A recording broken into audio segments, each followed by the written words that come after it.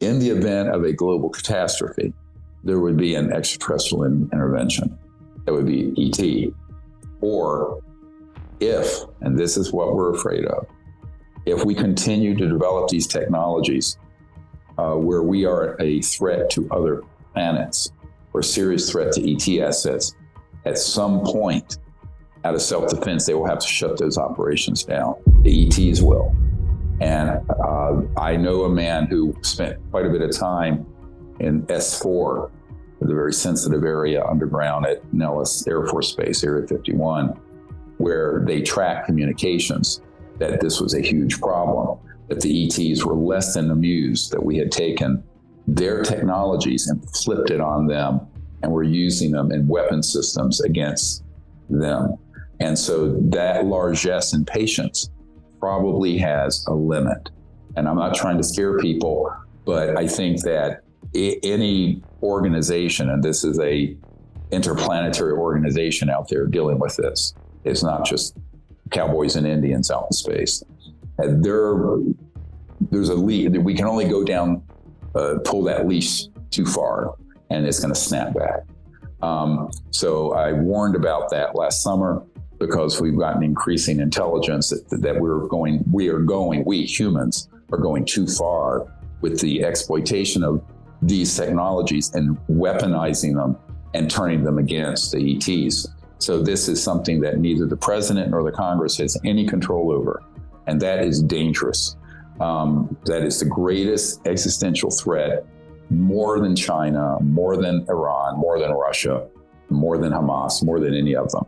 And people are not aware of it, and they need to be made aware of it. Now, back to what you mentioned, I know from witnesses, and that we had, someone passed away, by the way.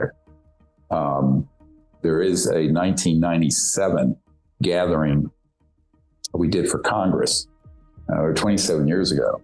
One of the men who is going to testify in this off-site meeting for members of Congress in Washington was taken from the hotel where we were staying by his colleagues, begging him not to tell the public what I'm about to tell you. And he had been on an interagency committee back in the early 70s. And they had in place all the mechanisms to hit a button and the skies would be filled with these man-made UFOs made to look like an alien invasion. And he said those systems had been in place well before he was there, indicating at least in the 60s, 1960s.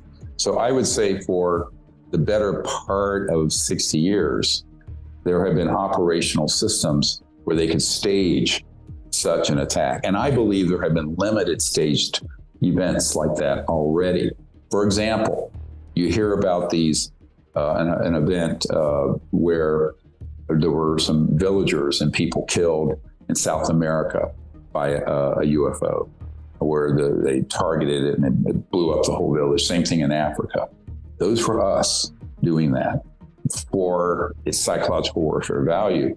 Now, you have to understand when you're dealing with sociopaths and psychopaths, I mean, think of, Hitler's crazy scientists on steroids having technologies thousands of years more advanced.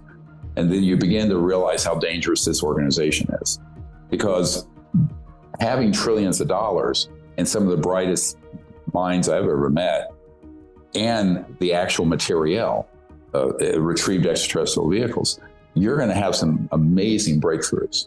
I would say the breakthroughs like what Raytheon has, that our witness Stephen Digna, and you'll see his testimony in there, saw out at a military base in California. Those are so advanced, Brian, that they're virtually indistinguishable from an actual ET craft, up to and including AI, living bio nanotechnology, really advanced stuff. So we go from a clunky ARV from the late 50s, 1960s, that's in the archive, to the testimony in 2000 by Stephen Digna, where this craft is almost like a bio nanotechnology. But it was Raytheon. It was Raytheon's ship. If you over 80 years in countless trillions of dollars, literally, and the most brilliant scientific minds you will ever meet, which by the way are not at Harvard, MIT, and Caltech. They're in a skiff, and they were plucked out of high school and undergrad. The guys I know with IQs, I'm sure north of 200, as high as the scale goes. And when I meet with these men who are these scientists, my God, the technologies they work on. Let me give you a hint. When Ben Rich was dying, he was the head of the Lockheed Skunk Works, the premier secret aerospace engineering outfit. And Jim Goodall, who's on our team, and you'll see him make this statement at our conference before our National Press Club event in June. It's up there for people to see if you want to. And he said he spoke to Mr. Rich about a week before he died, or the week that he passed. And he asked him about this. He said, Jim, out in the desert, you're not talking about Area 51. He specifically said, out in the desert, the Lockheed Skunk Works, anything you can imagine and anything you've seen on Star Trek, we've done. We've done. Now, what is he talking about? Well, he's talking about man-made craft that move very much in a way that people would think was an extraterrestrial vehicle or an ETV. Technologies that can basically violate space-time by bending it. So it's sort of like on a piece of paper where you have an object here and an object here, or a point of space here and here, and you want to go from one point to another. Instead of going in a straight line, you're bending space-time like a piece of paper, so you're here. So it's the ultimate quantum entanglement level of technology. But these began to be studied in very, very well-funded programs in the 40s and 50s. And so they have those sort of technologies.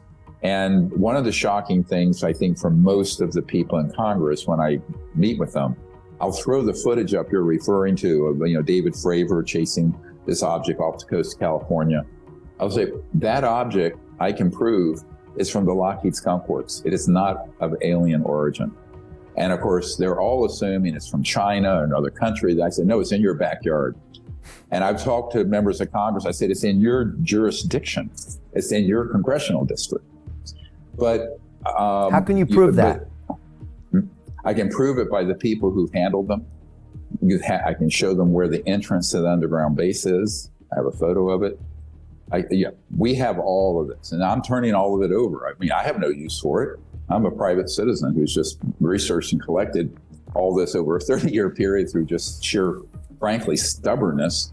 I will tell you that when I first started working with all these guys here, they have a type of, I call it disclosure PTSD.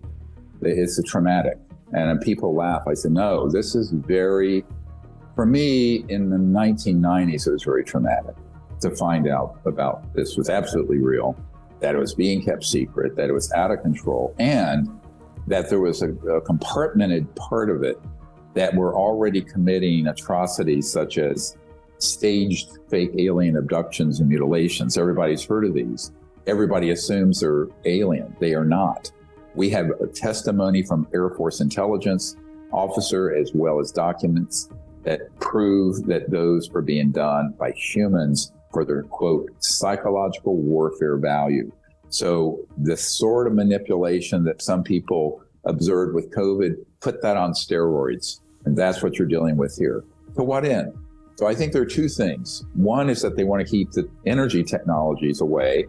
And this is why we did the Lost Century and how to reclaim it, with an expose of what the world has lost through this illegal secrecy and how we need to regain it and what the world looks like after that, which is gorgeous, beautiful. A totally transformed planet if we no longer had to have any polluting sources of energy. The energy itself was free once you had the device, the 0-point generator system, and poverty around the world would vanish in a generation, about 20 years. But there's some big stakeholders, right? Hundreds of trillions of dollars at stake. So this is where you get into a real power struggle, which is what this issue is. The other part of it is that if you look at sort of the lockdowns and global control that happened, that was, can I be blunt? I know for a fact that was a beta test for what they're wanting to do on this issue. And that is to disclose it in such a way that it manipulates the public into fear so that they can then, through sort of a totalitarian militarism and central state authority, control the whole world, not just one country. As Reagan said, he got brainwashed. I know who did it, where he said, wouldn't our job of creating world unity be easier if we had a common alien threat to fight?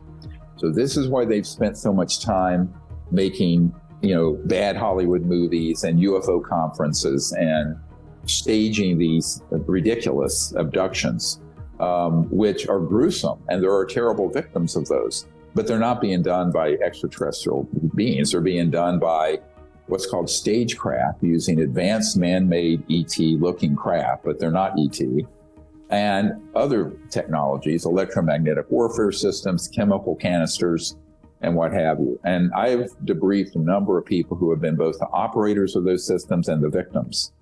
And so this is something that needs to come out, because part of it is that when you look at what this Marine officer, he was a platoon member in Indonesia, and his name is Michael Herrera, and his testimony we now have, and he was at the National Press Club event. He was in Indonesia in 2009, and there was about a 300 feet in diameter man-made UFO. And it was staffed with some very serious deep black operatives. When they stumbled across it on that humanitarian mission after the tsunami and earthquake in 2009 in Indonesia, these men basically said, we're gonna have to kill all of you. And it was a miracle that those those young guys were not killed. But what he saw was not only the craft hovering, but some crates that he initially thought maybe they were running drugs. They were also running some old arms. They were arms dealing as well using this technology, because you can move at such speeds that you can't even be seen on radar. And this he learned later, because we have someone currently in the system at a very high level who had seen the same thing, and those crates were carrying people. They were trafficking in children and women and some men to be used in human experimentation in these programs. Now, I'm saying this for an absolute fact. I have multiple witnesses to this. We have a third whistleblower that's come forward who was involved in those sort of atrocities. This is an out of control group that has got to get reined in.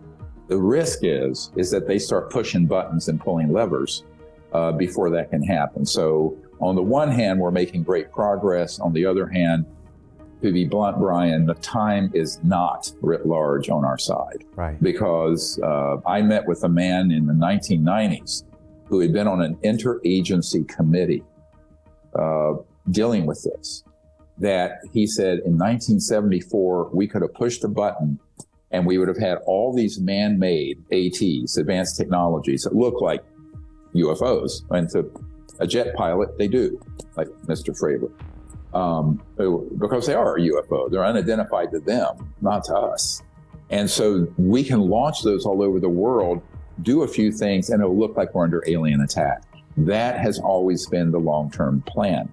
Interestingly, a man named Werner von Braun, who invented the rocket for Adolf Hitler, he and many others were brought into the States under Operation Paperclip, and his spokesperson for the last 5 years of his life, Carol Rosin, is on our team.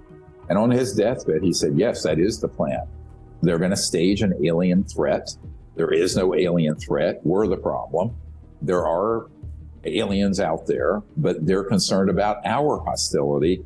And he made it very clear that this whole plan was what had already been launched in the 1950s, which is why you began to see, after we mastered gravity control, this is why you began to see all these famous celebrated abduction cases, like Betty and Barney Hill. Mr. Obama's doing a documentary series about that event, but he doesn't know that was us. He actually thinks that it was alien. If you enjoyed today's video on Anonymous Official, leave a like and subscribe if you haven't done so already. Thanks for watching and sticking with us.